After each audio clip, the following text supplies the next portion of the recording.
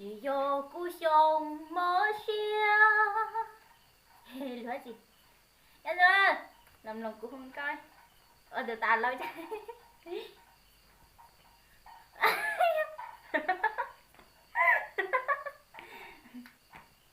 Chúng nó你有故乡莫xia. Chúng nó你有故乡落rễ.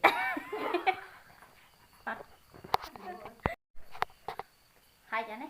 Của lại mò cái xía là bao nhiêu giờ có chuồng. Của lại mò cái xía ra bao hậu liệt sự câu yếu chuồng. Có chỉ tàu ở lại đua lý. Từ chỉ trong trao lo ở tù nia một lù. Lùa tề hù lo ở tù nia chỉ tê. Dù li lan chê ở chi nô lô. Dù li lại tu hai lô chi tàu. Từ chỉ trong trao lo ở tù nia một lù. Lùa tề hù lo ở tù nia. Chúng nó nhìn vô cú sông mất. Chúng nó nhìn vô cú sông mất xia. Chúng nó chúng nó nhìn vô cú sông mất xia. Tại giờ tôi phải đã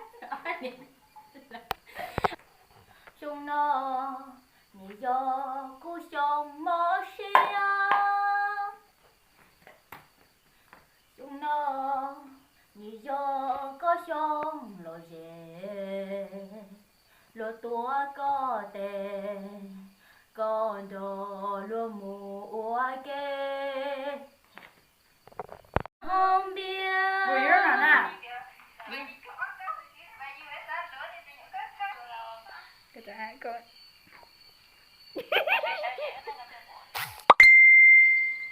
Anh nhớ mấy gì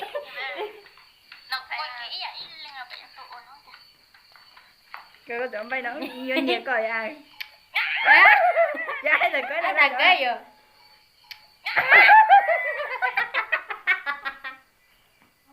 你有故乡莫xia. Chúng nó你有故乡莫xia. Bắt đầu. Trước khệ. Trước khệ. Cái này từ trong một chúa. Nó từ 6 với dâu võ mà. Làm nó phải chắc chúa rồi. Đâu không? Trong câu nào? Biết chỗ nào rồi hả? Cột kìa con đọc kìa. Đầu kìa. Đầu kìa tông à. Gì mà không biết rồi con dạy coi. Có bé Huy chả? có lắm bé không màu bao nữa Có bé Huy chả? Cứ hoa màu tròn á. Có này có Huy chả? Không biết hoa màu cha đâu. Cái Huy chả sao vậy? Có mấy cả chiếc xương lá. Cái Cũng có cười với nhau á. Con này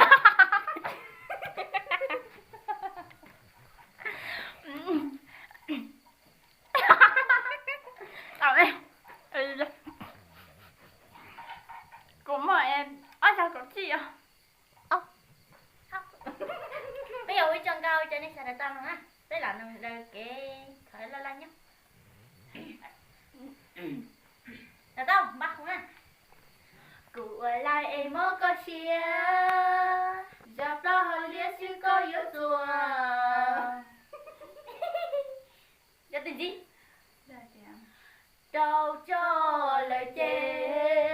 Đâu kế tôi mua không bia. Đờ kế tu xia. Còn nó cả con. Đờ chê tình liêng. Không biết được thua dấu kê. Vì có xia phê. Cú thia lý rung lý nó. Dạ tình gì? Chỗ cô nâng con.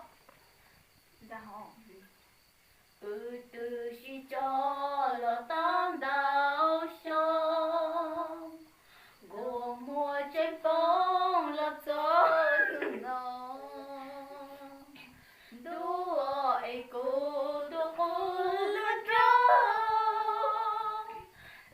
xí cho lời em có bộ tu xía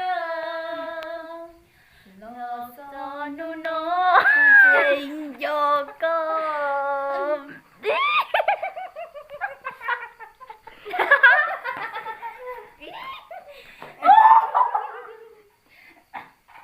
ê con nhỏ luôn tu lời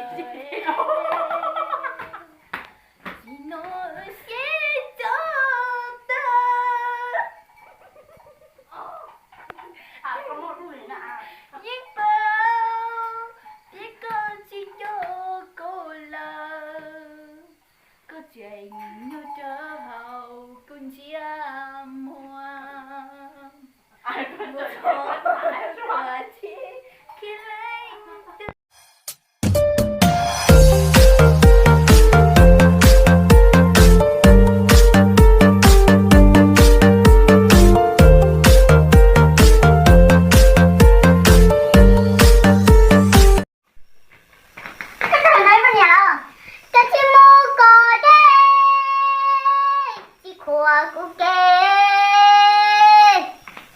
đếm bao ngày xuân đi qua, xin phép gia đình mẹ cha đôi bước em về làm dâu, hai đứa sau này làm giàu, kéo theo đàn trai mừng mâm, coi bối ngày ngày 25. Nàng ơi anh tới, anh đón em về cách tình trăm năm.